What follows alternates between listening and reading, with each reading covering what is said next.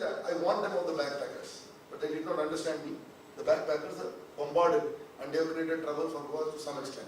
Now the flip side of the argument, Goa saved itself because Goa never put vegetarian buffet. They'll put one buffet with all the non-vegetarian stuff together with the vegetarian stuff. So vegetarians would never come. Now I gave them a good idea. How to recognize vegetarians? The Jains in India who believe in Bhagwan Mahavira, like Buddha, Buddhists also, they're a very specific community.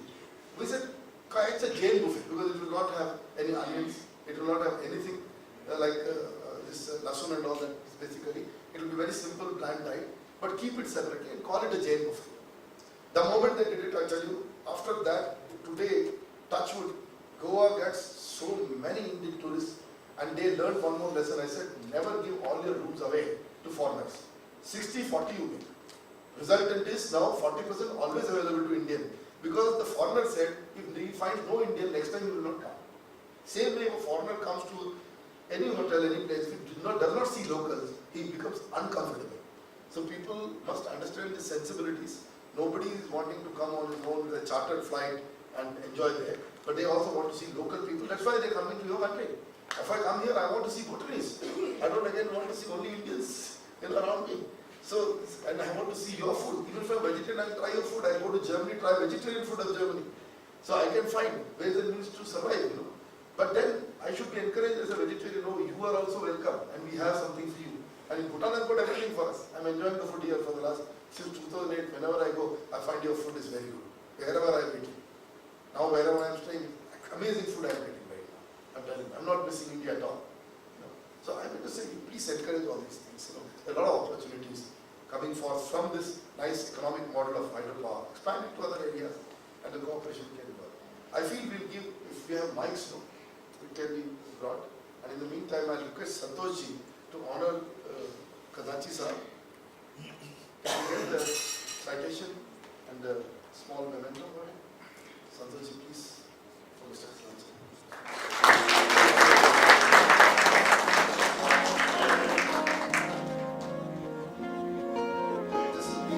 All this is made in Bhutan.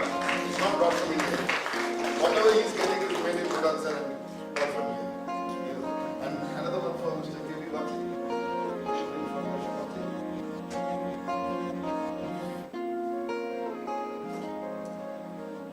Santoshji, please.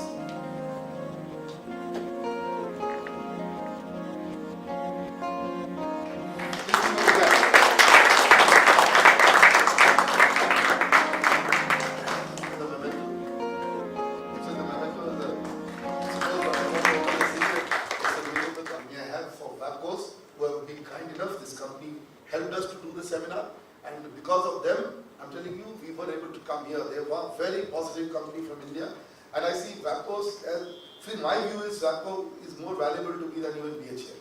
So that's very clear for me. Please give Amit Gupta a big hand, and this is a small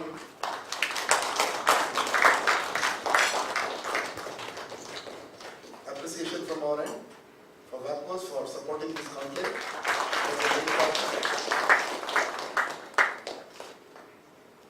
Maybe I will remember. Please give them a big hand. So please open up any questions from anybody for the panel here. You have heard everybody, even you can address to me. Can we have the mics, please? Can you circulate the mics? Any questions? See, for me, if I get the ideas, I'll take it to the Indian government. I'll also bring it to your governments, for sure. Yes, thank you very much for this very interesting discussion and for your wisdom, experiences and insights on hydropower development overall.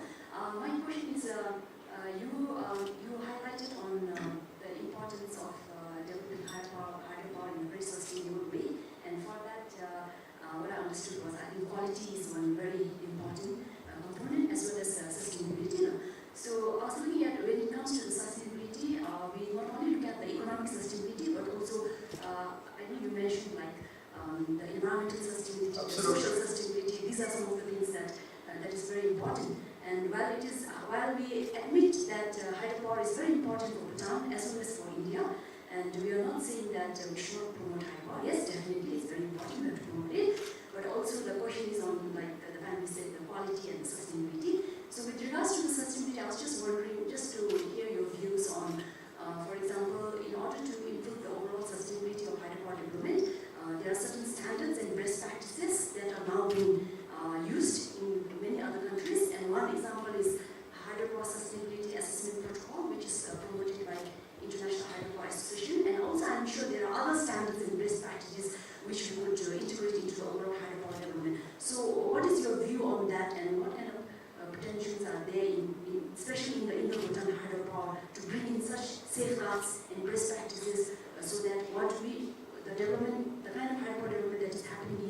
Bhutan, it has both quality and sustainability and environmental and all those factors are taken into consideration. Because what happens, it will also impact India. And if you don't invest properly and plan properly, then it could have future implications, especially now with climate change and all those things. So I just want to hear your view on this. See, I'm a bold guy, so I don't mince words. One of the things I want to tell you is, this entire idea of I have nothing against IHBA, but there was the international, this association on dams. Basically, those ideas have come from Western economies, whether we like it or not. They have not been developed by the Asian economies. And then, predominantly this hydro was opposed by the oil, I tell you, mafia of the world.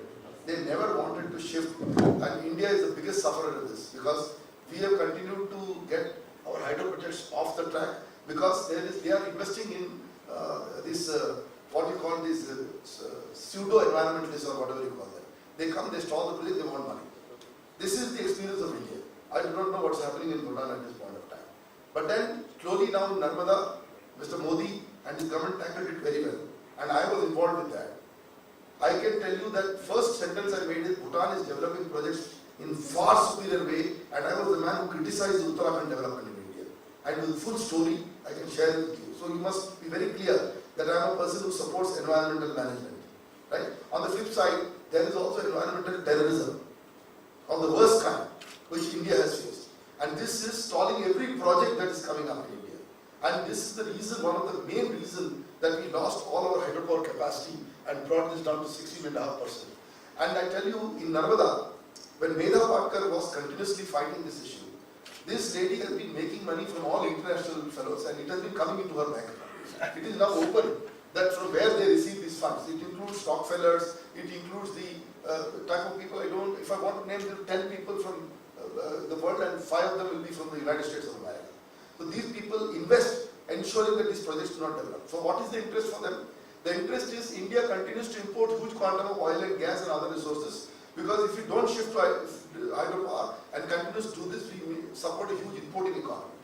And that is all funded. The Middle East is actually using this whole as a lobby, because OPEC is a lobby. And all this lobby will continue to be always against hydropower. And in fact, they have infiltrated the dam lobby. They infiltrated everything else. So I don't want to listen to them, because India has now enough power to have its own standards and protocols. And there are very strong standards in India protocol. I'll give you an example of coal dam, developed by NTPC, not NHPC, because I want to talk about this. Even I like NHPC, but I'm telling you, NTPC cannot be rejected. It is one of the finest organizations in the world. In fact, recently it was rated as a top power operator in the world. Top, above US, Germany, everybody.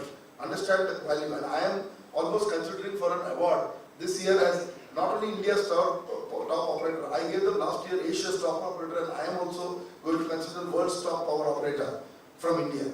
So this company made coal dam project. It took a long time, definitely for some reasons like this, but they planted 60 crores worth of trees. Not only they rehabilitated people, they planted 60 crore worth of trees. I do not know which place in the world would have seen such tree plantation measure. So our companies have great standards. If you start intervening or interacting, if NHPC is coming here, if you have NTPC here, you know what standards are set also. Because Indian companies are world class, I can tell you that. Those days are gone when we are talking about the past that we did not have. In fact, the Europeans are polluting more. You will remember the Union Carbide case, what they did in India, and how many people were killed in Bhopal. And that was an American company. They escaped without punishment in my country. So don't forget that we have faced all this in our life. I can tell you that we are the first people to protect the environment. We were the people who were after the standards. I believe standards are important. Environment management is important. But I am saying, please, for the heck of just stopping or stalling a project, don't use environment. In the case of Narmada, the cases went to the Supreme Court for raising the dam height. Medha Patkar and his gang lost the first time, and again they have lost the second time. And it is because now, there we work cleverly. We said if one NGO is doing this, let us ask several other NGOs to come and deal with the villages directly and local people. Resulted there were 50 NGOs working in the Narmada hydroelectric scheme. And resulted what all the 50 NGOs, they went through the rehabilitation, they understood what was happening. Government left it to the NGOs. Government played little role. They said whatever you want, we'll do. The majority went and they came in front of the Supreme Court of India, and Supreme Court of India knew the reality, and unfortunately the project was delayed still because it had to go to the court. But now everybody knows that Narmada is a great project. It is one of the finest, the third largest dam of its kind, producing 1250 megawatt. In fact, Gujarat does not consume even 1 megawatt. It is the other states, Maharashtra and Rajasthan and Madhya Pradesh, who get the electricity. Gujarat gets 99% of water because there was a big water scarcity in Gujarat. Gujarat is a water-starved state. So this is water security for Gujarat and not electricity. So this is the good models available. If you people want to visit, please let us know. We are ready to get a team from your side to also see this project. See what is happening. Engineers and all go and see. I also go and see. I think common people should have. I think this lady who was called. Anytime you are my guest, you tell me you want to land. You don't have to spend any money. I want you to see a few projects and come back and tell here people how these projects are operated. Come and see Narmada.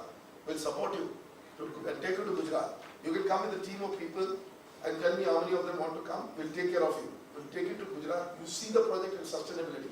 It is for every engineer a great project, I tell you. And it has not harmed the environment. It has used the environment to its own benefit. And sustainability is come into picture. Also, it benefited large number of people. Benefit is going to 25 crores people. That means 250 million people are benefited in the project. And how many were displaced? You will ask me. I don't think it was more than 10 or 15,000. Finally. And when they were displaced, they were compensated for life. And also they were given jobs in the project. So we have much larger challenges in India. Bhutan's challenges are much lower because the population is less. Sometimes we see it is a disadvantage, but it's a big advantage when developing hydro. Because if you don't have to displace too many people and deal with them, that is much better. Because and then you know that the project is going for everybody's benefit. Rest of, minus this, I tell you, predominantly hydro has no disadvantage provided you make that asset quality issue as a top issue. You keep it at the top and put the parameters of asset quality and environmental quality parameter also you put as part of it. But not the pseudo one, real one. No pseudo environmentalism. The real one. Any other questions? So I think this was a very good question so that people understood what I meant. See, just raising the bogey of environment for the heck of it is not going to work. Anyone else? I see everybody is more or less come to listen. On the private sector, I have supported. Lama is here. He should speak something. He is not saying something. Please give him the mic. Mr. Gopal Lama is an old friend. I see him in the crowd. And sir, please introduce. So some of my Indian friends may not be knowing you. Good afternoon. I am Gopal Lama. We are also trying to form a hydropower company in our country, and we are, in fact, we have already formed. And I think thanks so much, Professor, that giving the opportunity to speak. I think I basically gave you one question, but for two answers. Okay. Okay. Firstly, I think, of course, it's very good that we have all the advantage to take up the hydropower projects. Mega hydropower projects, that's very good. But I feel that I think our nation has to think from the other angle too, because I think the way that our nation is taking on hydropower, the mega ones, I feel is a top down. And then, so I don't know what we can do about it. If you should think about it once. Two, that Mr. Wakley correctly mentioned that perhaps we should start with the small ones. Yes. Very, very small ones. But again, in hydropower, it is very typical. What you call the pre-feasibility studies and the GPR, this process has to go. Yes. This is very expensive. And that way, small hydropower, the per unit generating cost becomes high. And then if it is taken to the private sector, then how we recover the cost? If we say that 10 or 15 years of time, it is not practically possible. Going to be said. So these are the two things that I don't know whether I can get some advice or suggestions on how to go about it. Because to start with the 5 time megawatt projects, it becomes, because of the economy of scale, it becomes very expensive. cannot venture into it. That's one problem. And of course, in this, we have not been able to find a way out, and that's where we got stuck on.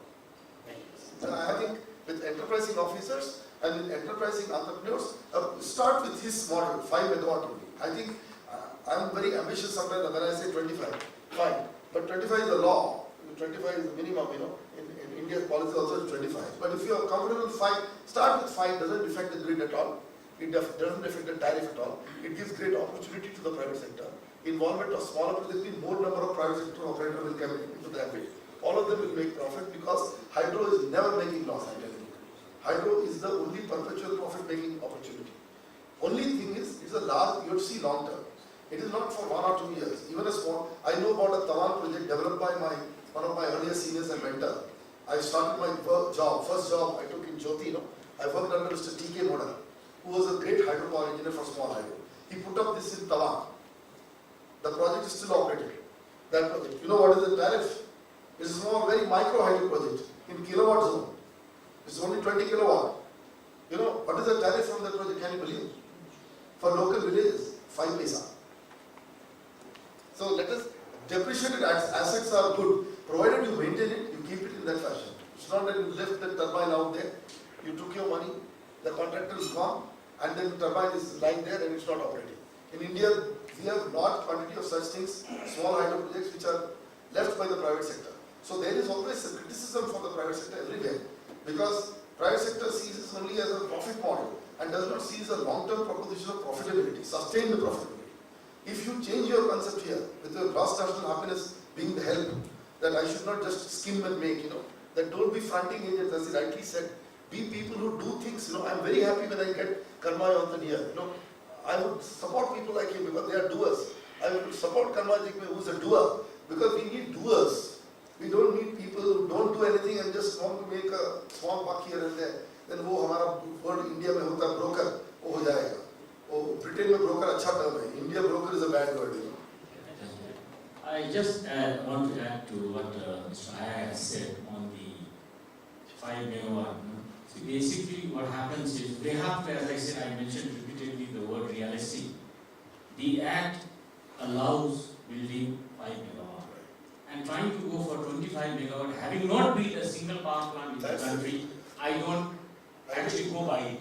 Okay, as I give the example of Nepal, where they are building 200 kilowatt, 500 kilowatt, 1 megawatt. Absolutely right. See, we need to build and say that, and then simply saying that the feasibility and the thing. See, when it is a small thing, a lot of things can be, forgotten about. Okay, you can just make one DPR, Basically, what happens is, without having implemented, without having tried, you go to the parliament and say that we want 25 megawatt. I think that is not justified. Thank you. I agree with him in toto, because it has to have a beginning. Without having a background, there is no question of expanding anywhere. So somewhere you have to begin. When beginning is made, I tell you, then the mountain can be climbed. It is possible. Yes, sir. My name is Ishi Dorji, and I just came from another meeting where I raised a point that about 2 weeks back, Quincel wrote an article that says that 2 of our power-intensive companies in the south has failed because of the cost of power. Yeah. Okay. So now, I don't know what's happening, but I'm not going to talk about this at the moment. What I'm going to talk about is what you said about NTC being a responsible organization in replenishing what they destroyed in terms of tree plantation. Now we have a situation in Pina Samchu. We have a very rare bird called white-bellied heron. Few years back, its population was 34. Now, as on 2013 end, we have only 22 left. The Puna Samchu hydropower project, and perhaps even Gawaju, has impacted the lives of the birds. Now, we want to know if Puna Samchu can be as responsible as NTC and help us relocate our birds. Because we know that Puna Samchu and other projects in that area is not going to help our birds survive. So the government of Bhutan is already thinking about artificial breeding of these birds and relocating the sanctuary in the central part of Bhutan. So I would like to see some commitment from the Puna Samchu project in helping us keep this stock of rare birds alive. These birds have only about 50 to 200 in the whole world. And we have 22, which has come down from about 28 to 34 about a few years back. Thank you. White-bellied heron. Yeah. It's what I have known from the environmentalists and the bird watchers. Is a very sluggish type of a bird which would like to have absolute peace around it, no activities. Have a feeding place where live fish of small size, if I'm wrong, you will correct me, is available in shallow waters on which it can feed and survive. As you said, 200 odd population globally, and in this country maybe less than 30. Out of these 30 now, if you want to do a project, that means you are attracting a lot of activity, lot of sound pollution with blasting, lot of disturbance. Agreed. We have the Royal Society for Protection of Nature in this country. They look after the habitat of this bird. And we were involved, we were associated with the captive breeding. It happened 3 years back, and it was unfortunately what we see in the authority, only one egg hatched. If you add one bird, it doesn't really give you that confidence, and your experiment doesn't become a success unless you have multiple, maybe 2 or 3 birds. And then keep a watch, keep a tag on them. We had that bird more than 100 odd days in captivity. It grew up, and finally it was left wild in the open. Whether it has survived or not, we are not sure. We supported that captive breeding. We spent more than 2 million neutrons on it. And telling you very honestly, if there's a way to make it survive in our authority, we have a chairperson from here, we have 4 members, honorable members from here, 3 from India, all of them will be the happiest people to see that the bird survives. So we have absolutely no problem, but again, it should not be a hypothetical proposition. And experimenting, yes, captive breeding is all right, but imagine one egg getting hatched. Whenever I do a presentation on environment, I produce that, it's here. But what happened to that bird? That is to be seen. But certainly the authorities will certainly support. It will be peanuts compared to the cost of the 2 projects. It will be peanuts compared to the benefits from the 2 projects. So what effectively his answer, if you're satisfied, he says that PHP is ready to support. In fact, he's gone ahead and said even Government of India will be ready to associate with the project. We have Mr. Malkit Chand here. Probably he can represent under the Nehru Amchuk initiative or any other factor. He can go to the Government of India and say this is important, this will have very socio-economic impact and a goodwill gesture also. So I think we will get support for this particular project. Sure. Only the right idea has to come there. Yeah, please. I am Prakash Kennedy, working for SMB, Netherlands Development Organization. Actually, the energy sector cooperation between Bhutan and India is considered to be one of the best, and that with Nepal is considered to be one of the worst actually. So I am from the country of worst, working in the country of best. So my question is, whatever has happened, a lot has happened. The intergovernmental cooperation between India and Bhutan, a lot has been done.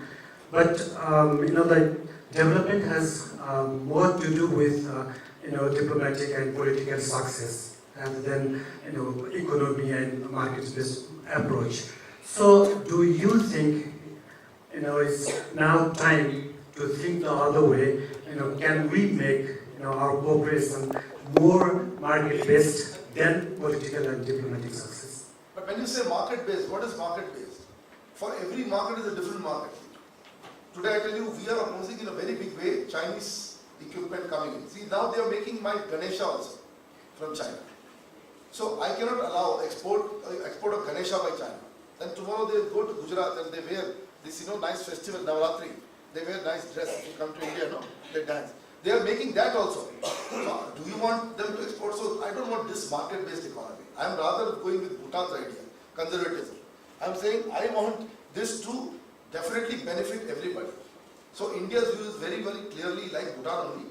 We want to definitely allow market-based system, but markets are not the be-all and end-all. And I think just some time back I explained to you there is a book which says that India's GDP is driven with a very high $2 trillion GDP. And if you see the recent report by World Bank itself, purchasing power parity related measure of the GDP is $6 trillion.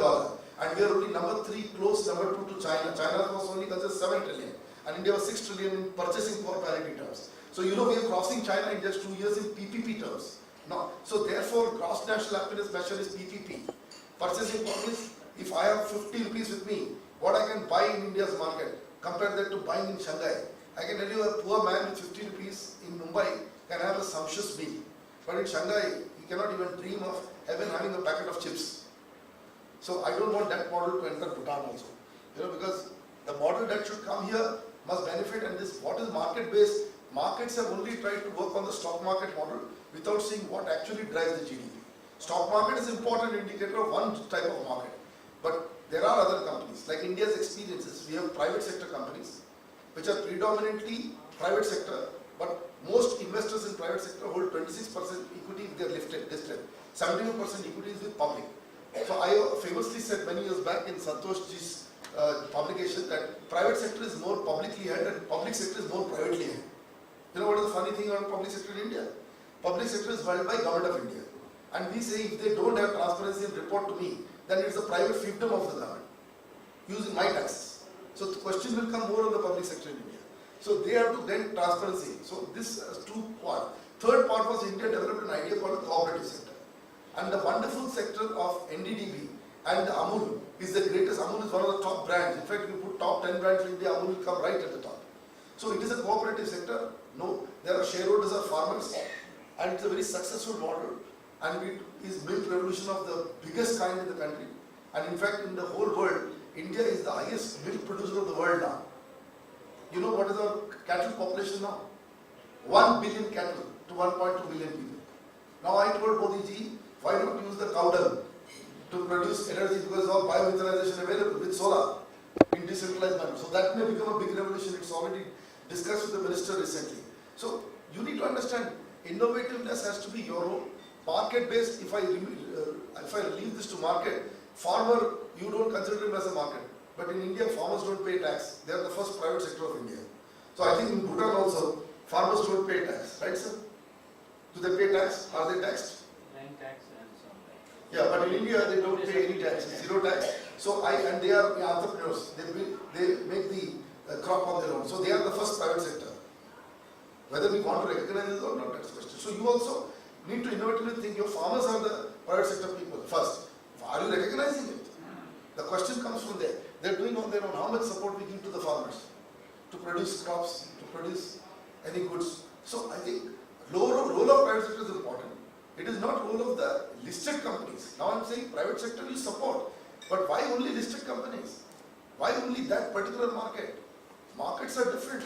Non-listed companies contribute more than listed companies. So support people in your country, most of them would be non-listed. If you see in your country also, listed companies are few. Non-listed private sector Bhutan will be very large. If you make a survey, I think it will be 80-20. 80% will be non-listed, not coming on anywhere near your markets. So I think only market-based development is not going to be good for our Asian people. It's good for Europe because they are very rich. Germany can do it. Japan can do it. Let us come to that level. Any other questions? Yeah. Well, thank you, Professor. I think I would like to begin by saying that I came here primarily to listen